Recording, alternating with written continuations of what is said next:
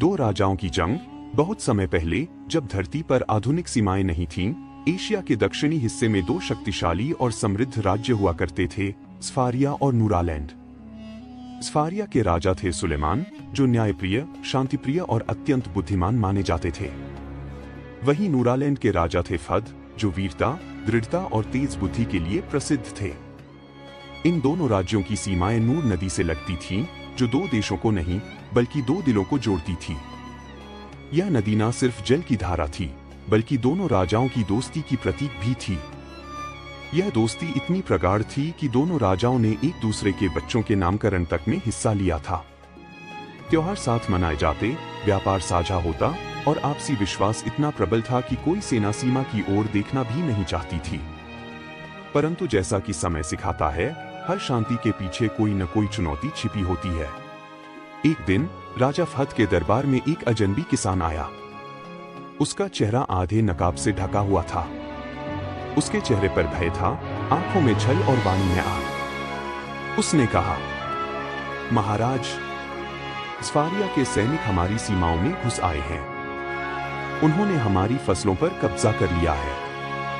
अगर कुछ नहीं किया गया तो वे हमारी जमीनें निगल लेंगे। राजा फहद का चेहरा कठोर हो गया। वह राजा सुलेमान का मित्र था, पर राज्य की संप्रभुता पर कोई समझौता नहीं किया जा सकता था। उसने तत्काल गुप्तचर भेजे, लेकिन गुप्तचरों को कुछ भी पक्का नहीं मिला। केवल कुछ जली हुई फसलें और जमीन पर पड़े कुछ अज्ञात तलवारों के निशान। उधर स्फारिया में भी एक अजीब सी घटना घटी। एक महिला, जिसके हाथों में चोटिल बच्चा था, राजा सुलेमान के सामने रोती हुई आई। महाराज, नूरालैंड के सैनिक हमारे गांव में घुसे, हमारे पशु हाक लिए और मेरे बच्चे को मारने की कोशिश की। राजा सुलेमान भी स्तब्ध रह गए। गुप्तचरों ने यहां भी स्पष्टता नहीं दी, पर संदेह का बीज रोपित हो चुका था। इन घटनाओं के बाद सीमा पर गड़बड़ियां बढ़ने लगी। छोटे छोटे गांवों में छुपकर कोई प्रचार करता, दूसरी तरफ हमला करने की योजना है, और ये बातें धीरे धीरे सैनिकों के कानों तक पहुंचने लगी। कई रातों से एक रहस्यमयी परछाई दोनों राज्यों की सीमाओं पर देखी जाती थी, जो कभी हथियार चुराती, कभी गोदामों में आग लगाती और कभी नकली आदेश बनाकर सैन्य तैनाती बदलवाती। इस रहस्यमय व्यक्ति का नाम था जाफर, एक लालची व्यापारी जो नूरालैंड और स्फारिया दोनों में व्यापार करता था। वह जानता था कि युद्ध से लोग तबाह होंगे, जमीनें सस्ती बिकेंगी और वह इस अफरातफरी में अकूत धन अर्जित कर लेगा। जाफर ने अपने जासूस दोनों दरबारों में नियुक्त किए थे। ये जासूस झूठी रिपोर्टें बनाते, नकली फरमान बनवाते और दोनों राजाओं के बीच विश्वास को खत्म करने का प्रयास करते। कुछ ही हफ्तों में दो सैनिक गश्त के दौरान मारे गए। उनके मृत शरीर नदी के किनारे मिले और साथ में एक खून से लिखा नोट, सीमा हमारी होगी। यह तो बस शुरुआत है। अब राजा सुलेमान और राजा फहद दोनों के सब्र का बांध टूट गया। उन्होंने एक दूसरे पर धोखा देने का आरोप लगाया। संदेशवाहकों का आदान प्रदान बंद हो गया। दूतावास खाली हो गए। सीमा पर सेनाएं तैनात होने लगीं। युद्ध की घोषणा कर दी गई। स्फारिया की सेना 10,000 घुड़सवारों और 5,000 धनुर्धारियों से सुसज्जित थी। वहीं नूरालैंड ने अपने पैदल सैनिकों को नई तलवारों और कवचों से लैस किया। युद्ध भूमि बनी वही सुंदर नदी, नूर नदी, जो कभी शांति का प्रतीक थी। 3 दिन तक लगातार युद्ध चला। पहले दिन तीरों की बारिश हुई, दूसरे दिन तलवारें टकराईं, तीसरे दिन भाले और आग के गोले गिरे। दोनों तरफ सैनिकों की लाशें गिरीं, खेत उजड़ गए और गांव जला दिए गए। राजा सुलेमान ने युद्ध में अपने प्रिय सेनापति को खो दिया। वहीं राजा फहद के भाई का पुत्र राजकुमार सलमान घायल होकर लौट आया, पर किसी को जीत नहीं मिली। राजा सुलेमान का पुत्र युवराज अजीर एक शांत और बौद्धिक स्वभाव का व्यक्ति था। उसने युद्ध को निकट से देखा और कहा, यह कोई सामान्य झगड़ा नहीं है, कुछ और चल रहा है। उधर राजा फहद का बेटा नुमान युद्ध भूमि से लौटे घायल सैनिकों के आंसू देखकर बेचैन हो गया।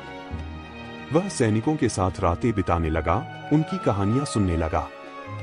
एक दिन अजीर के पास स्फारिया का एक बूढ़ा सैनिक आया जो घायल अवस्था में बोल उठा, मालिक, एक नकाबपोश हमारे शिविरों में आता है। वह कहता है युद्ध जरूरी है। वह नूरालैंड के नाम पर हमें भड़काता है। इधर नुमान को एक संदिग्ध व्यापारी का पत्र मिला जिसमें लिखा था, अगर युद्ध चलता रहा तो हम दोनों लाभ कमा सकते हैं। अब शक बढ़ने लगा। दोनों युवराजों ने गुप्त रूप से एक दूसरे को संदेश भेजा, अगर तुम भी सच जानना चाहते हो तो नूर नदी के किनारे अकेले मिलो। चांदनी रात में दोनों युवराज नदी के किनारे मिले। दोनों के साथ सिर्फ एक अंगरक्षक था। उन्होंने अपनी अपनी जानकारी साझा की और पाया कि दोनों को एक ही प्रकार की झूठी सूचनाएं मिली थी। दोनों को संदेह था कि कोई तीसरा व्यक्ति, शायद व्यापारी, दोनों को युद्ध में उलझा रहा है। अजीर ने कहा, हमें सत्य को सामने लाना होगा, लेकिन हमारे पिता युद्ध की स्थिति में है। नुमान ने उत्तर दिया, तो हमें ऐसा सबूत लाना होगा जिससे इनकार न हो सके। दोनों ने योजना बनाई जाफर को पकड़ने की। दोनों युवराजों ने अपने अपने जासूसों को मिलाया और जाफर का पीछा शुरू किया। कई रातों के बाद जाफर को नूर नदी के पास एक गुप्त शिविर में रंगे हाथों नकली पत्र और नकली हस्ताक्षर बनाते हुए पकड़ लिया गया। अगले दिन युद्ध भूमि पर सफेद झंडा लेकर दोनों युवराज पहुंचे, लेकिन इस बार साथ में बंदी था जाफर।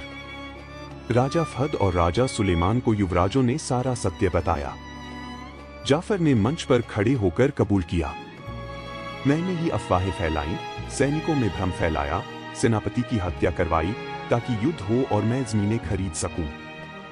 सभा में सन्नाटा छा गया। फिर धीरे धीरे आक्रोश फूट पड़ा। राजा फहद की आंखें नम थीं।